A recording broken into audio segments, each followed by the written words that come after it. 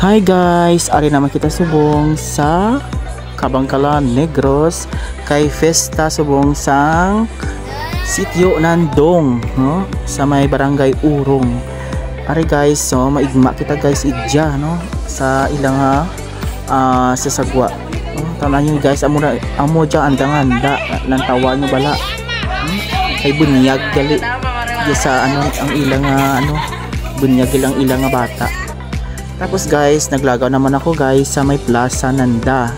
Kay nagaubra sanda sang linay sang nandong kay karon sa gabi pero napagwa na guys. Amurang inla nga sound system guys, ang tawag nga box, tawag diri idya sa andang lugar, box hindi sound system. Parindi pareho sa may miyag-aw dako babakal ta nato nga sound system. Amo ta na idya ta na kara guys, ang tawa nyo guys, no? Amuranda guys, may lights, ampos may gasabit nga box nga speaker. Amura ta nanda idya mo, no?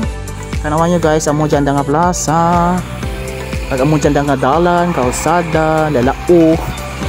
Kaga may bagon pa nagbas. Kaga sa biminikan kalsada nanda may nagabaligya guys nga ka mga bola, ka mga serpalan, ka mga bata. Kanawa nyo guys, nan amo dyan nga lugar kaga may mga kulintas man guys, bakal ka mo guys. Kaya amo marain dyan pareho mo sa manyagaw.